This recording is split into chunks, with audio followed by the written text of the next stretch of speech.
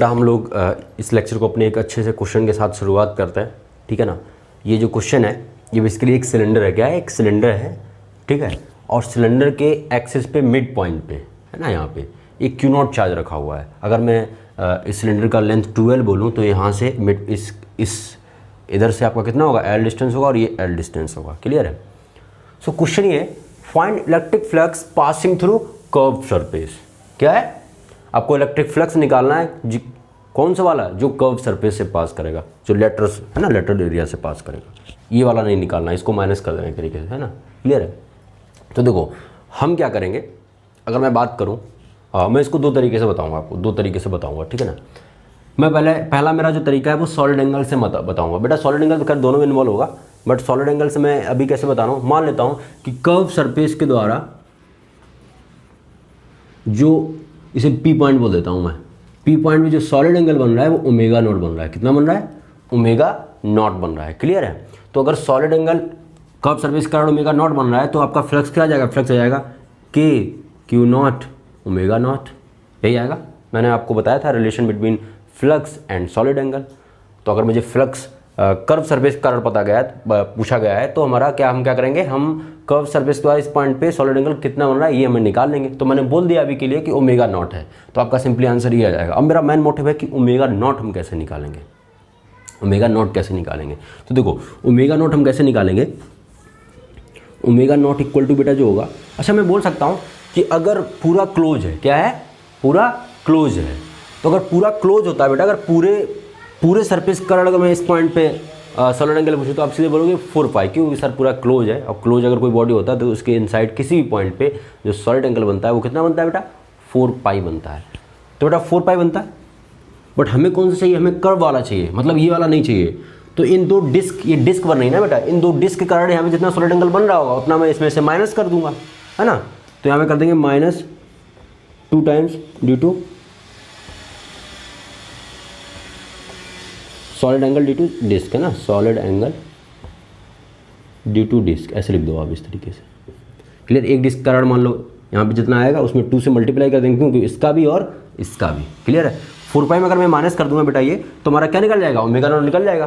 तो देखो आपको डिस्क का तो पता ही है बेटा, ये मान लो ऐसे मैं यहाँ पे कनेक्ट कर देता हूँ, ये एल है, ये आर है ना, अगर ये अल्फ़ा है तो एक डिस्क के कारण मैं मान लेता हूँ ओमेगा, तो जो ओमेगा आएगा वो आएगा 2 पाई, है ना, 1 माइनस कॉस अल्फ़ा आता है बेटा, और जो यहाँ से कॉस अल्फ़ा आएगा वो आएगा बेटा, ये जो डिस्टेंस होगा ये वाला वो होगा √r² प्लस l² आएगा, ये आएगा r² प्लस l² आएगा बेटा, क्लियर है। तो ये आ जाएगा आपका क्या, l/√r² प्लस l², ये आ जाएगा। ये आप यहाँ पुट कर दीजिए, ठीक है ना, ये ओमेगा की वैल्यू निकल आएगी, वो यहाँ पुट कर दीजिए, 2 से मल्टीप्लाई कर दीजिए, तो ये आएगा आपका क्या, ओमेगा नॉट यहाँ से निकल आएगा, क्लियर है बेटा। इस तरीके से बेटा वो दूसरा तरीका है, वो भी उसमें भी यही करना पड़ेगा, ठीक है ना, तो उसको डिस्कस नहीं करेंगे। उसमें मैं क्या करता सिंपली कि पूरे के कारण जो फ्लक्स पास होगा वो आएगा Q/ε0, कितना आएगा, Q/ε0 आएगा, है ना। Q कितना है बेटा, Q0 है, हमें माइनस किसके कारण करना है, इसके कारण माइनस करना है, तो माइनस कर देते 2 टाइम्स एक डिस्क के कारण कितना आएगा बेटा, Q0 ओमेगा मैंने लिख दिया। और ओमेगा क्या है, सॉलिड एंगल है ना, तो उसमें भी आप ओमेगा की वैल्यू अगर आप ये रखोगे, है ना, यहाँ पे, तो यहाँ से भी आपका क्या आ जाएगा, आंसर आ जाएगा इस तरीके से, ठीक है ना। बाकी मैं उस पर फोकस नहीं कर रहा हूँ, मेरा मेन फोकस इस पे है कि सॉलिड एंगल की हेल्प से बेटा हम कैसे फ्लक्स निकालेंगे। तो बेटा अभी तक मैंने जो भी ये क्वेश्चन डिस्कस किए हैं सॉलिड एंगल से रिलेटेड, ये बहुत ही अच्छे क्वेश्चन हैं, ठीक है ना। और जनरली क्या होता है, सर लोग पढ़ाते नहीं हैं, जो अदर टीचर लोग रहते हैं वो लोग नहीं पढ़ाते हैं, क्योंकि उनका ना पढ़ाने का भी रीज़न ये है कि क्वेश्चन बहुत कम पूछे जाते हैं, ठीक है ना, बट इससे क्वेश्चन बहुत अच्छे बनते हैं, जब पूछे जाते हैं तो बहुत अच्छे क्वेश्चन बनते हैं, ठीक है ना। सो इसको आप नोट डाउन कर लीजिए, हम लोग आगे बात करते हैं। बेटा हम लोग अब गॉस लॉ पढ़ लेते हैं ना। गॉस लॉ का स्टेटमेंट क्या है, वैसे तो हम लोग बेटा सब प्रूव कर चुके हैं ना, अभी मैंने प्रूव किया था लास्ट लेक्चर में कि अगर एक कोई क्लोज सरफेस है और यहाँ पे Q बहुत सारा चार्ज है ना, Q2 Q3 ऐसे करके, तो इससे नेट फ्लक्स कितना पास होता है, Q plus Q2 plus Q3 by ε0, है ना। ये हम लोग प्रूव किए थे, दैट इज Q बोल दें इसको अगर मैं, है ना, इस तरीके से। तो ये हम लोग ऑलरेडी प्रूव कर चुके हैं, है ना, with the help of solid angle, है ना। मैंने आपको बताया था तो अगर मैं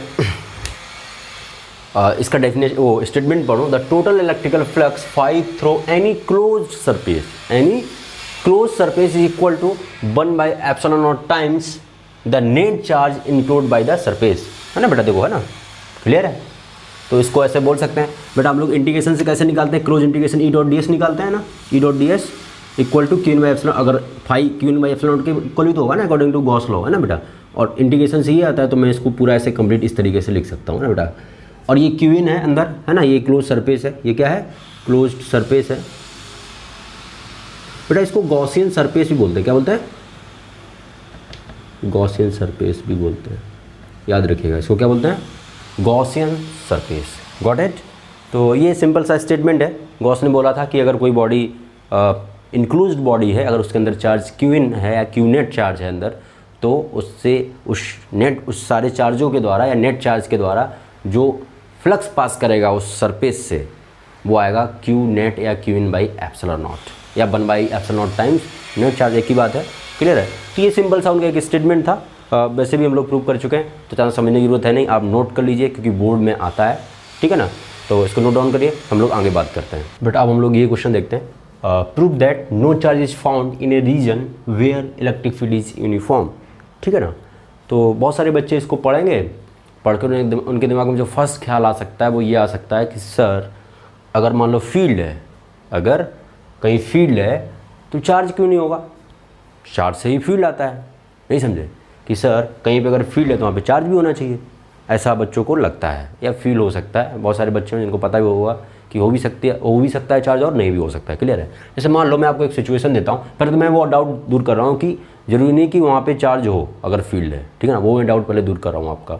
मान लो ये Q चार्ज रखा हुआ है बेटा, ठीक है ना, तो ऑब्वियस सी बात है इधर फील्ड होगा इसका, इधर ऐसे फील्ड होगा, ऐसे फील्ड होगा, ऐसे फील्ड होगा, ऐसे फील्ड होगा ना, इस तरीके से, क्लियर है, इस तरह से फील्ड होगा बेटा, है ना, डायरेक्शन दिखा रहा हूँ।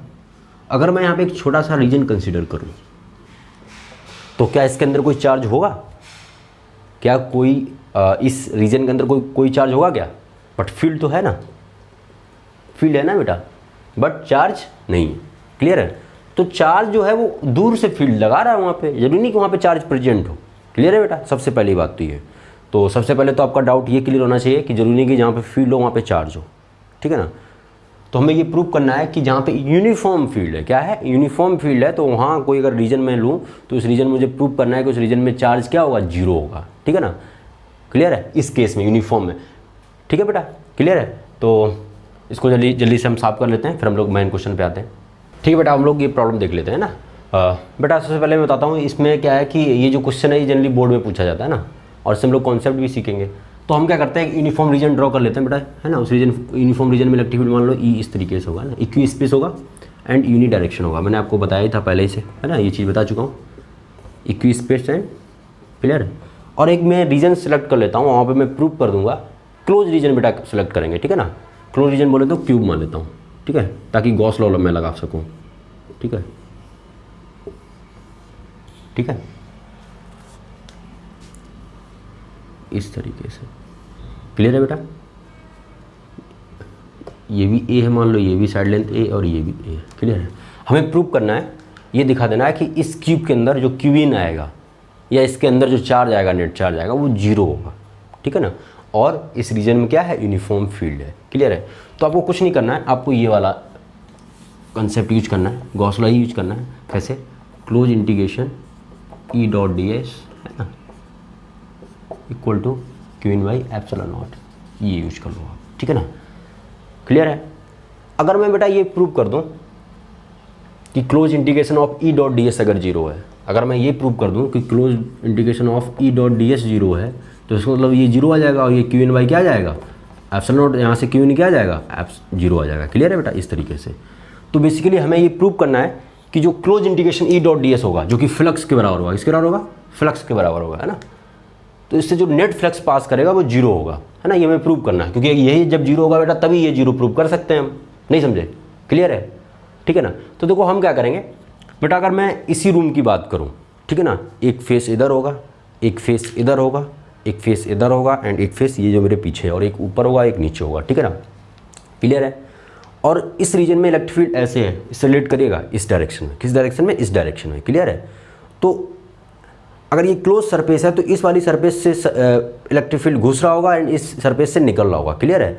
तो अगर मैं बेटा ये बोलूँ कि इस वाली सरफेस को मैं 1 बोल दूँ, इसको 2 बोल दूँ, ठीक है, इसको मैंने 1 बोल दिया, इसको मैंने 2 बोल दिया, क्लियर है। ये 1 है और ये 2 है, ये 3 बोल देता हूँ, पीछे वाला जो है, जो पीछे वाला है वो 3 बोल देता हूँ, है ना, क्लियर है, 3 बोल देता हूँ। फ्रंट वाले को 4 बोल देता हूँ, इसको मैं 4 बोल देता हूँ, ठीक है। ऊपर वाले को 5 बोल देता हूँ और नीचे वाले को 6 बोल देता हूँ, क्लियर है। मैंने सभी के नाम दे दिया, ठीक है ना। तो हर फेस के द्वारा कितना फ्लक्स पास होगा सबका अगर मैं नेट कर लूँ तो मेरा नेट फ्लक्स आ जाएगा पूरे क्लोज सरफेस से। तो मैं क्या करूँगा, मैं करूँगा बेटा कि हर सरफेस से, है ना, φ1 + φ2 + φ3 है ना, +φ4 है ना, अप टू φ6, ये मुझे निकालना है। तो बेटा अगर मैं φ1 की बात करूँ, अगर मैं φ1 की बात करूँ तो ये जो सरफेस है इस साइड वाला 1 वाला है ना, इससे φ1 वाला फ्लक्स पास हो रहा है। तो देखो बेटा इसका एरिया वेक्टर किधर मानना है आपको, बाहर मानना है, किधर मानना है, बाहर, है ना, क्लियर है, बाहर मानना है आपको। क्यों, क्योंकि जो क्लोज सरफेस होता है तो मैं एरिया वेक्टर कैसा लेता हूँ बेटा, आउटवर्ड, है ना, आउटवर्ड लेते हैं, तो इसका बाहर आएगा और इलेक्ट्रिक फील्ड कैसे आएगा, ऐसे आएगा। तो इनके बीच एंगल कितना बनेगा, एरिया वेक्टर और इलेक्ट्रिक फील्ड के बीच में 180, कितना बनेगा, 180। तो इससे जो फ्लक्स पास होगा बेटा, मान लेता हूँ इलेक्ट्रिक फील्ड यहाँ भी ई होगा, यहाँ भी ई होगा, तो इसके द्वारा जो फ्लक्स होगा वो होगा ई, ए बेटा कितना आएगा, ए सबका कांस्टेंट होगा ना हर फेस का, ए × a², तो मैं इसको बोल देता हूँ ए, तो आ जाएगा ई ए कॉस 180, क्लियर है बेटा। अब मैं φ2 पे आ जाता हूँ, φ2 बोले तो इस सरफेस से कितना फ्लक्स पास करेगा। तो देखो बेटा एरिया वेक्टर भी उसी डायरेक्शन में और इलेक्ट्रिक फील्ड भी उसी डायरेक्शन में, तो एंगल कितना आएगा, 0 आएगा, और एंगल अगर 0 आएगा तो इससे फ्लक्स हो जाएगा ई ए कॉस 0, क्लियर है बेटा। अब मैं अगर मैं φ3 की बात करूँ, φ3 मैंने किसको बोला था, इसको बोला था ना बेटा, इसको। तो बेटा इसका एरिया वेक्टर कैसे होगा, बाहर की तरफ होगा, बाहर की तरफ, अगर मैं उस साइड देखूँ बाहर की तरफ आएगा एरिया वेक्टर। इलेक्ट्रिक फील्ड कैसे, ऐसे इस डायरेक्शन में, तो कितना एंगल आएगा, 90 आएगा क्या। और बेटा अगर 90 आएगा, बेटा मैं ये ई ए कॉस थीटा लगा रहा हूँ फ्लक्स का फार्मूला, ठीक है ना, 90 आएगा तो बेटा फ्लक्स क्या हो जाएगा, 0 हो जाएगा, क्योंकि ई ए कॉस 90 करोगे 0 आ जाएगा। तो बेटा 3 के कारण भी 0 आ जाएगा। बेटा उसकी अगर मैं बात करूँ 4 की, तो उसका एरिया वेक्टर बाहर होगा, इलेक्ट्रिक फील्ड ऐसे होगा, इसके बीच में भी 90 डिग्री एंगल बनेगा, इसके कारण भी 0 आएगा। अगर मैं ऊपर वाले की बात करूँ, ऊपर वाले की फेस की, है ना, तो उसमें एरिया वेक्टर ऊपर होगा, एरिया वेक्टर ऊपर होगा, इलेक्ट्रिक फील्ड कुछ ऐसे होगा इस तरीके से, है ना, तो उसमें भी 90 डिग्री बनेगा, तो फ्लक्स कितना पास करेगा, उससे 0 पास करेगा, ठीक है। अगर मैं इसकी बात करूँ नीचे, तो इसका डाउनवर्ड होगा बेटा, है ना, डाउनवर्ड एरिया वेक्टर होगा एंड इलेक्ट्रिक फील्ड कैसे, ऐसे है, तो एंगल कितना आएगा 90, तो इससे फ्लक्स कितना पास करेगा बेटा, 0, क्लियर है। तो अगर मैं इसको लिखूँ फाइनेट, है ना बेटा, ये फाइनेट, तो आ जाएगा ई ए कॉस 180, मतलब बेटा माइनस ई ए आएगा, कॉस 180 की वैल्यू होती है -1, और ई ए कॉस 0 का मतलब ई ए बेटा, है ना। तो ये जो फाइनेट आएगा वो क्या आएगा आपका, 0 आएगा, और फाइनेट इक्वल टू क्या लिख सकता हूँ मैं, Q/ε0। तो जब फाइनेट 0 आ गया तो Q/ε0, तो यहाँ से बेटा Q क्या आ जाएगा, Q इक्वल टू आपका 0 आ जाएगा, इस तरीके से, क्लियर है ना बेटा। तो मैंने यहाँ से आपको प्रूव कर दिया कि इसके अंदर जो ये मैंने सरफेस ली है, क्यूब सरफेस है ना, उसके अंदर चार्ज क्या होगा, 0 होगा। क्यों, क्योंकि फ्लक्स, नेट फ्लक्स जो उससे पास करेगा वो कितना पास करेगा, 0 पास करेगा। तो जब नेट फ्लक्स अगर 0 पास कर रहा है तो अंदर कोई चार्ज होगा ही नहीं, क्योंकि हमने पढ़ा है कि क्लोज इंटीग्रेशन E.ds, या बेटा E.a मान लो, एक ही बात है, ये इंटीग्रेशन के फॉर्म में, ये नॉर्मल फॉर्म में है ना, Q/ε0 होता है, इस तरीके से, क्लियर है बेटा। तो ये बहुत ही सिंपल क्वेश्चन है, बहुत ज़्यादा सिंपल है, ठीक है ना बेटा, क्लियर है। तो इसको आप जल्दी से नोट डाउन कर लीजिए अपनी लैंग्वेज में, और ये बोर्ड में आ जाता है, तो उस हिसाब से बोर्ड के अकॉर्डिंग ही इसको नोट डाउन करिए और लिखिए इसको, ताकि आपके बोर्ड में आए तो आप अच्छे से लिख पाएँ, ठीक है बेटा। सो इसको नोट डाउन कर लीजिए, फिर हम लोग आगे बात करते हैं। बेटा हम लोग ये क्वेश्चन देखते हैं, है ना, ये भी बहुत ही अच्छा क्वेश्चन है, ऐसा क्वेश्चन आपको NCERT में मिल जाएगा, है ना, इसी फॉर्मेट का।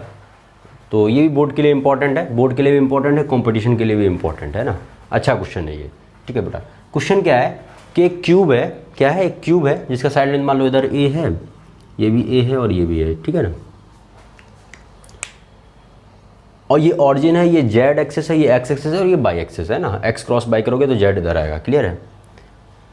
इस पूरे रीजन में एक इलेक्ट्रिक फील्ड है E vector, E0 × 1 + x/L I cap, मतलब ये जो इलेक्ट्रिक फील्ड है एक तो वेरिएबल है, एक्स के साथ वेरी कर रही है और किस डायरेक्शन में, आई की डायरेक्शन में, क्लियर है। तो सवाल ये है कि अगर इलेक्ट्रिक फील्ड वेरिएबल है तो इससे कुछ फ्लक्स बेटा पास करेगा, फ्लक्स नेट फ्लक्स कुछ होना चाहिए। और कुछ अगर नेट फ्लक्स इससे होगा, कुछ अगर नेट फ्लक्स आएगा तो net flux equal to Q in by epsilon naught करोगे तो वहाँ से क्यू इन भी, कुछ चार्ज भी इसके अंदर आएगा, है ना। तो इसलिए पहले क्वेश्चन में तो find the flux passing through the cube ये पूछा गया है, and find total charge include by cube ये भी पूछा गया है। तो मेरा मेन मोटिव है फ्लक्स निकालना, क्योंकि अगर फ्लक्स निकल गया तो क्यू इन भी निकल आएगा। क्लियर है। आपको याद हो पीछे वाले क्वेश्चन में कि अगर इलेक्ट्रिक फील्ड ऐसे है इस तरीके से, तो इस वाली सरफेस से नेगेटिव फ्लक्स था, इस वाली सरफेस से पॉजिटिव फ्लक्स था, इस वाली सरफेस से नेगेटिव था, इस सरफेस से पॉजिटिव था, बाकी सबसे जीरो था। तो इसमें ही मुझे करना है, ऐसे ही इसको भी सॉल्व करना है कि इसके कारण और इसके कारण मुझे देखना है। इससे तो इंटर कर रहा है ना, इंटर कर रहा है, और उससे क्या कर रहा है, एग्जिट कर रहा है। क्लियर है। तो अगर मैं बेटा यहाँ पे बात करूँ फ्लक्स, अगर मैं फाई नेट निकालूँ तो जो फाई नेट आएगा वो बेसिकली फाई 1 प्लस फाई 2 के बराबर आएगा। बाकी सब क्या हो जाएगा, 0 0 हो जाएगा, है ना। बाकी सब क्या हो जाएगा, 0 0 हो जाएगा, क्योंकि 90 एंगल बनेगा, है ना, इलेक्ट्रिक फील्ड इस डायरेक्शन में। पीछे वाले क्वेश्चन के अगर अकॉर्डिंग देखें हम लोग तो देखो फाई 1 कितना आएगा। पहले में तो मैं यहाँ पे इलेक्ट्रिक फील्ड निकालूंगा, यहाँ पे इलेक्ट्रिक फील्ड कितना होगा बेटा, यहाँ पे इलेक्ट्रिक फील्ड होगा। अब एक्स साथ वेरी कर रहा है, तो इस फेस के लिए ये चूँकि इस फेस के लिए जो ये वाला फेस है बेटा, इसके लिए एक्स कितना होगा, 0 होगा, क्योंकि ये ऑरिजिन से पास कर रहा होगा। तो अगर x 0 होगा इसके लिए तो बेटा यहाँ पे x 0 रख दोगे तो क्या जाएगा आपका, यहाँ पे x अगर 0 जैसे रखोगे यहाँ पे क्या जाएगा, e जो आएगा वो e नॉट के बराबर आ जाएगा। क्लियर है। तो इस फेस के लिए फ्लक्स कितना है, e नॉट है। तो फाई 1 जो आएगा वो आएगा e nought into A square लिख दो बेटा, क्योंकि ए है तो a into A square area आ जाएगा इंटू कॉस 180। क्लियर है बेटा। अगर मैं बात करूँ इस फेस के लिए इलेक्ट्रिक फील्ड कितना होगा इधर, तो बेटा इस फेस के लिए जो x का कोऑर्डिनेट होगा वो a होगा, क्योंकि ये डिस्टेंस कितना होगा बेटा, a हो जाएगा। क्लियर है।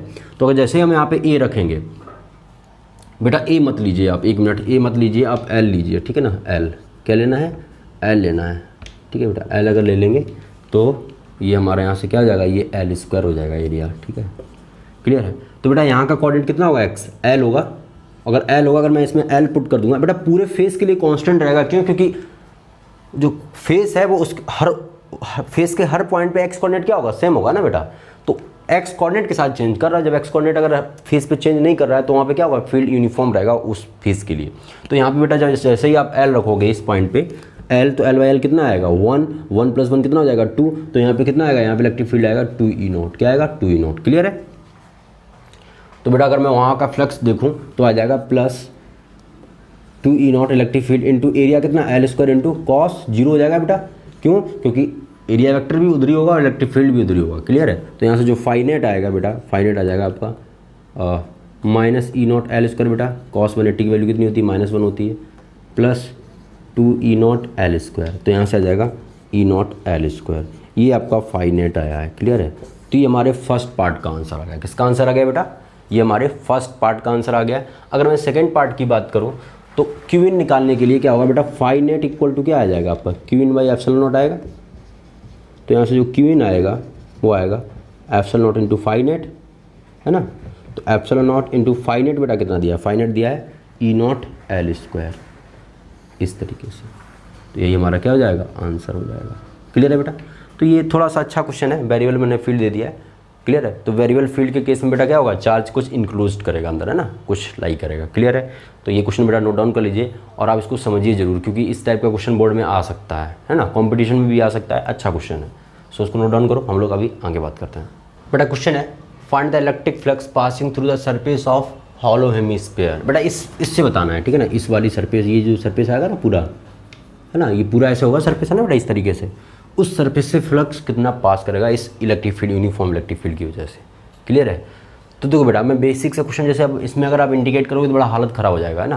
अगर आप ऐसे निकालोगे, अब इंक्लूज तो है नहीं, है ना, क्योंकि इन अंदर चार्ज तो है नहीं जो आप गॉस लॉ लगा दोगे डायरेक्ट। ये ई डॉट डी एस अगर लगाओगे तो हालत ख़राब हो जाएगा। क्यों, क्योंकि हर जगह आप यहाँ देखोगे एरिया वेक्टर इधर आएगा, इसका इधर आएगा, इसका इधर आएगा, मतलब हर तरीके से आएगा, एंगल बहुत वेरी करेगा, तो सॉल्व करने में बहुत डिफिकल्ट हो जाएगा, ठीक है ना। तो इसमें कुछ आपको स्मार्टनेस दिखानी पड़ेगी। स्मार्टनेस ये दिखानी पड़ेगी कि अगर ये स्पेयर ऐसे करके है ना, हॉलो हेमिस्फीयर, तो जितना फ्लक्स इससे पास करेगा इस सरफेस से, उतना ही इससे एग्जिट करेगा।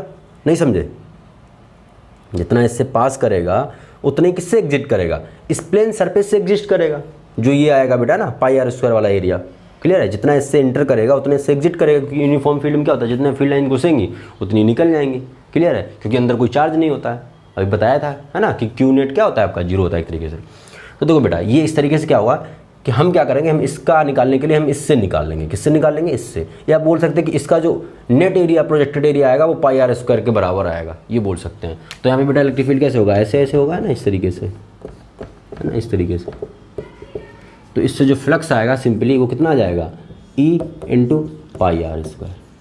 तो जो इससे फ्लक्स पास करेगा वो कितना पास करेगा, E into pi R square. ठीक है, जो पाई आर स्क्वायर जो है बेटा ऐसे भी बोल सकते हैं कि इस वाला जो एरिया आएगा, ये वाला पूरा एरिया आएगा, वो प्रोजेक्टेड एरिया किसके बराबर होगा, ये जो प्रोजेक्टेड एरिया होगा वो पाई आर स्क्वायर के बराबर होगा। क्लियर है।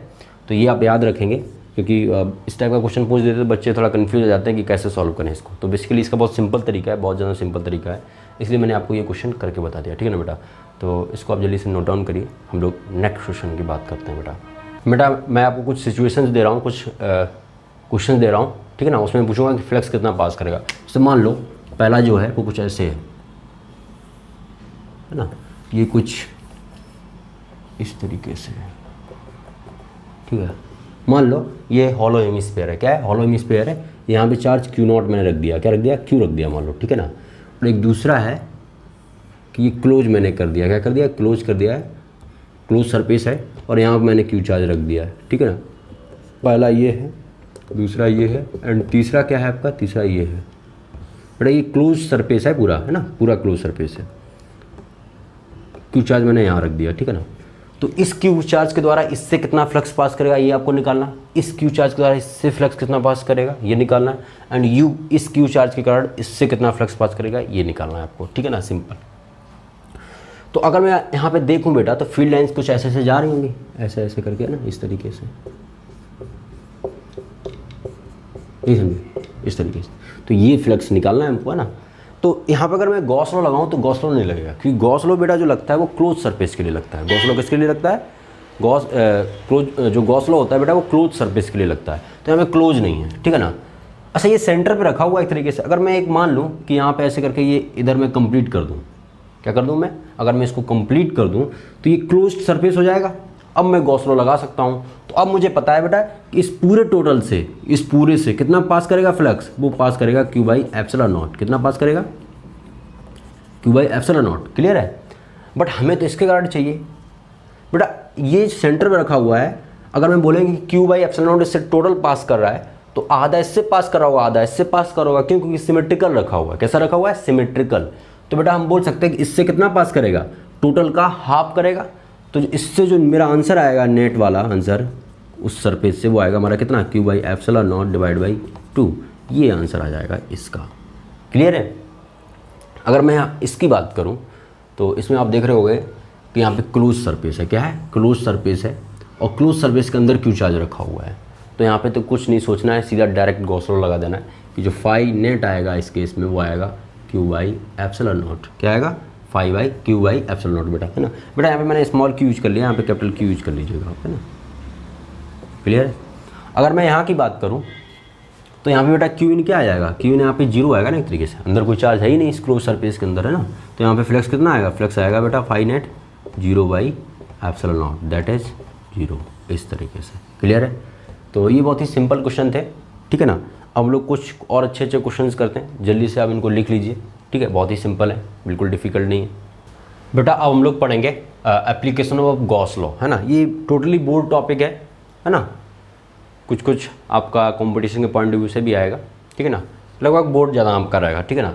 तो इलेक्ट्रिसिटी टू लॉन्ग वायर बेटा, इन्फिनिटी लॉन्ग वायर के कारण अपन लोग पढ़ चुके हैं ना already. 2K lambda by D आया था, वो फार्मूला नहीं बताया था, ये पहला परपेंडिकुलर वाला ना, उसी से रिलेटेड कुछ है। बट ये क्या है, इन्फिनिटी लॉन्ग वायर, ये बोर्ड में आता है, ठीक है ना। और इसको गॉस लॉ से करना होता है। किससे करना होता है, गॉस लॉ से। कैसे करेंगे, पहले मैं ड्रॉ कर लेता हूँ। ये आपका एक लॉन्ग इन्फिनिटली वायर है ना बेटा। इसका कुछ लैम्डा होगा, charge per unit length, wire है तो लैम्डा आएगा, है ना। तो हम क्या करते हैं, अगर मान लो मुझे P पॉइंट पे, R डिस्टेंस पे P पॉइंट पे मुझे अगर फील्ड निकालना है, क्या निकालना है, फील्ड निकालना है। क्लियर है। तो देखो इसमें गॉस लॉ कैसे यूज करेंगे बेटा। गॉस लॉ हमेशा क्लोज सरफेस के कारण लगता है। कोई क्लोज सरफेस बॉडी है उस पर लगा सकते हैं हम, है ना। क्लियर है। तो इसमें तो कोई क्लोज सरफेस है नहीं, तो मुझे बेटा क्लोज सरफेस कुछ ड्रॉ करना पड़ेगा, एज्यूम करना पड़ेगा, ठीक है ना। उसको बोलते हैं गॉसियन सरफेस। क्या बोलते हैं, गॉसियन सरफेस। तो हम ऐसे कुछ एज्यूम करेंगे, इस तरीके से याद कर लेना आप, है ना। ये इस तरीके से ठीक है ना। ये कुछ ऐसे आएगा सिलेंडर है ना। मान लो ये एल लेंथ का मैंने क्या मान लिया, एक सिलेंडर मान लिया, ठीक है। एल लेंथ का मैंने सिलेंडर मान लिया, इसका रेडियस क्या है, रेडियस आपका आर है, क्लियर है। तो बेटा अगर मैं बात करूँ तो इसका इलेक्ट्रिक फील्ड कैसे हुआ करता था, इलेक्ट्रिक फील्ड कुछ ऐसे हुआ करता था, इस तरीके से, नहीं समझे, है ना। रेडियली आउटवर्ड आएगा अगर मैं इसके हिसाब से देखूँ, क्लियर है। तो अगर इसमें गॉस लॉ लगाऊँ मैं, close integration E dot D S, है ना, Q in by epsilon naught, है ना। तो देखो बेटा आप कैसे लगाएंगे इसको। अच्छा ये चीज़ पता है आपको, जो फ्लक्स पास होगा वो सिर्फ कर्व सरफेस से पास होगा, इससे पास नहीं होगा, क्योंकि इसका एरिया वेक्टर इधर होगा ना बेटा, एरिया वेक्टर इधर होगा इस वाले सरफेस से, और इलेक्ट्रिक फील्ड ऐसे होगा तो 90 डिग्री आएगा। तो किससे फ्लक्स पास करेगा, कर्व सरफेस से पास करेगा, क्लियर। अगर बेटा ये मैंने क्या ड्रॉ किया, ये मैंने आपका गॉसियन सरफेस ड्रॉ किया, क्या किया है, गॉसियन सरफेस है ये ना, ठीक है ना। ऐसे एज्यूम कर ले, इमेजिनरी है, क्या है, इमेजिनरी है, क्लियर है बेटा। अब देखो हम क्या करेंगे इसका निकालने के लिए, जैसे मान लो आपने ये छोटा सा एक डी एस ले लिया, क्या ले लिया, एक छोटा सा डी एस ले लिया, इलेक्ट्रिक फील्ड इधर होगा और एरिया वेक्टर भी इधर होगा, ठीक है ना। और हर जगह रेडियली आउटवर्ड इलेक्ट्रिक फील्ड होगा और एरिया का वेक्टर भी रेडियली आउटवर्ड होगा।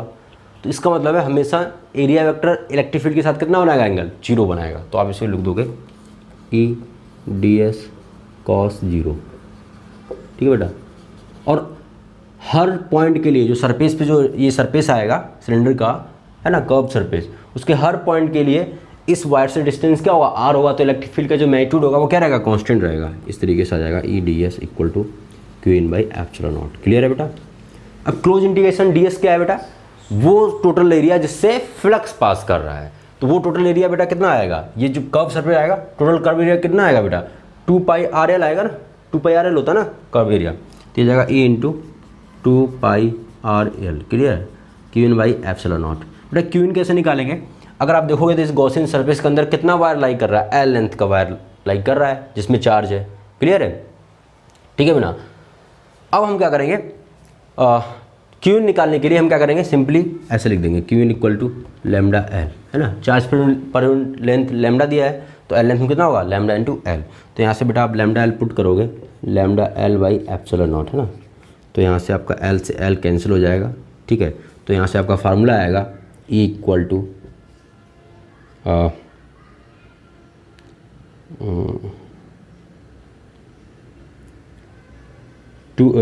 2k लैम्डा बाई आर, ये आएगा।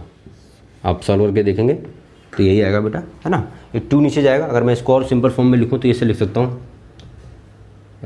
Lambda by 2 pi epsilon naught R. ये जब सॉल्व करोगे तो आपका ये आ जाएगा, ठीक है ना।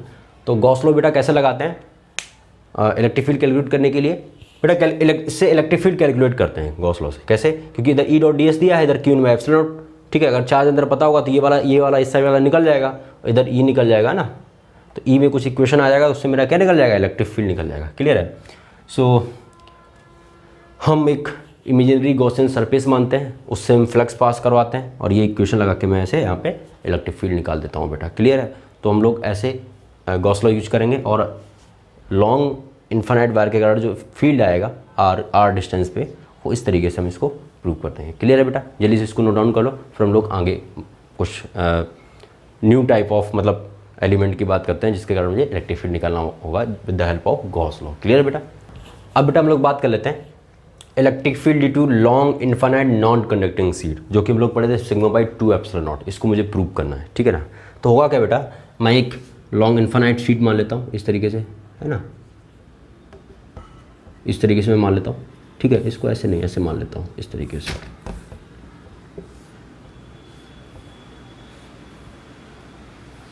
इस तरीके से, ठीक है ना, इन्फानाइट, ठीक है ना। और बेटा याद रखिएगा, जब नॉन कंडक्टिंग होता है तो एक साइड ही चार्ज होता है। एक साइड बोले तो अगर ये इन्फानाइट सीट है तो इधर भी बेटा साइड होगा, इस साइड भी होगा। तो आप कहने मतलब इधर भी चार्ज होना चाहिए, इधर भी चार्ज होना चाहिए। तो होता क्या है, नॉन कंडक्टिव में एक साइड चार्ज होता है, और कंडक्टिव में इधर भी होगा और इधर भी होगा, क्लियर है बेटा। तो देखो हम क्या करेंगे, इसे मान लो सिग्मा बेटा होगा इसका, अगर ये सीट है तो इसमें क्या होगा, सरफेस चार्ज डेंसिटी होगा। तो देखो बेटा इसमें भी मैं कुछ गॉसियन सरफेस ड्रॉ करूंगा, और उस गॉसियन सरफेस ड्रॉ करके गॉस लॉ लगाऊंगा, और गॉस लॉ से क्या प्रूव कर दूंगा, इसका इलेक्ट्रिक फील्ड का फार्मूला प्रूव कर दूंगा। तो हम क्या करेंगे, इसमें बेटा जो गॉसियन सरफेस आता है वो सिलेंड्रिकल आता है, क्या आता है, ठीक है ना। ये अगर आर एल डिस्टेंस है तो ये भी एल डिस्टेंस आएगा, ठीक है ना। ये मैं रेडियस आर बोल देता हूँ, तो ये भी आपका क्या आएगा, ये भी आपका आर आएगा। क्लियर है, इस तरीके से, ठीक है ना बेटा। तो देखो इस केस में क्या होगा, अगर इसमें प्लस सिग्मा है तो इलेक्ट्रिक फील्ड कैसे होगा, ऐसे होगा इस तरीके से, और इस साइड कैसे होगा, इस ऐसे होगा इस तरीके से। क्लियर है। तो आप देखोगे बेटा लॉन्ग वायर के केस में भी आपका जो गॉसियन सरफेस था वो सिलेंड्रिकल था। शीट के कारण भी गॉसियन सरफेस हम लोग कैसा बनाया है, सिलेंड्रिकल बनाया है। क्लियर है। वहाँ पे आपने देखा था कर्व सरफेस से फ्लक्स पास कर रहा था, यहाँ पे किससे पास कर रहा है, इससे पास कर रहा है ना, प्लेन वाला जो एरिया है। कर्व सरफेस से क्या आएगा, कर्व सरफेस से जीरो फ्लक्स पास करेगा। क्यों, क्योंकि एरिया वेक्टर और इलेक्ट्रिक फील्ड के बीच में एंगल कितना होगा, 90 डिग्री होगा। ठीक है ना बेटा। एल डिस्टेंस भी है, एल डिस्टेंस भी है, तो अगर ये डिस्टेंस फिक्स है तो यहाँ पे जो इलेक्ट्रिक फील्ड का मैग्नीट्यूड होगा और जो यहाँ पे होगा सेम ही होगा, बट डायरेक्शन अलग अलग होगा। तो देखोगे इसमें भी एरिया वेक्टर बाहर की तरफ होगा और इसमें भी एरिया वेक्टर बाहर की तरफ होगा। क्लियर है। तो अगर मैं इसमें फ्लक्स लिखूँ, ये वाला फार्मूला लगाऊँ, close integration E dot D S है ना equal to Q in by epsilon naught, है ना, इस तरीके से। तो हम इसमें क्या करेंगे बेटा, एंगल यहाँ पे भी जीरो होगा, एंगल यहाँ पे भी जीरो होगा। इसको आप ऐसे लिख दो φ1 प्लस φ2 इस तरीके से। इसके कारण कितना आएगा, φ1 आएगा, इसके कारण φ2 आएगा। φ1 कितना होगा बेटा, φ1 होगा आपका, φ1 होगा E into pi R square होगा इंटू कॉस जीरो, प्लस φ2 कितना होगा बेटा, E into pi R square into cos zero. ठीक है, Q in by epsilon not. बेटा क्यू इन कैसे निकालेंगे, अच्छा देखो, जब इसके अंदर ऐसे ये सिलेंडर पास हो रहा होगा तो इसमें इस सीट का कितना एरिया लाई, ये डिस्क टाइप का लाई कर रहा होगा, ये डिस्क टाइप का बेटा लाई करेगा। ठीक है, इस डिस्क में जितना चार्ज होगा वही हमारा क्या होगा, क्यू इन होगा। और इस डिस्क का रेडियस कितना होगा, इस डिस्क का रेडियस होगा आर, है ना। तो जो क्यू इन आएगा वो आएगा सिग्मा इंटू एरिया आएगा ना बेटा, पाई आर स्क्वायर। तो क्यू इन का कितना आ जाएगा आपका, sigma into pi R square हो जाएगा। बेटा ये क्यू समझ में आया ना आपको। क्यू इन क्या आएगा, surface charge density into area. Area कितना, जितना एरिया डिस्क का अंदर लाई करा हुआ सिलेंडर के उतने में चार्ज जितना होगा वही आपका क्या आएगा, क्यू इन आएगा। क्लियर है। तो यहाँ पे आप ऐसे लिख लीजिए, तो बेटा ये जाएगा 2e pi R square equal to Q in कितना आ जाएगा, sigma into pi R square upon epsilon not. Clear है। तो पाई आर स्क्वायर से पाई आर स्क्वायर चला जाएगा, तो यहाँ से ई कितना आ जाएगा, sigma by 2 epsilon not. Clear है। तो यही तो मेरा आंसर था बेटा, है ना। तो इसके जो फार्मूले प्रूव करने हैं बेटा बोर्ड में वो गॉस लॉ से ही करने हैं, जबकि हमको ये ऑलरेडी पते हैं ना, हम लोग पहले निकाल चुके हैं। क्लियर है, ठीक है ना।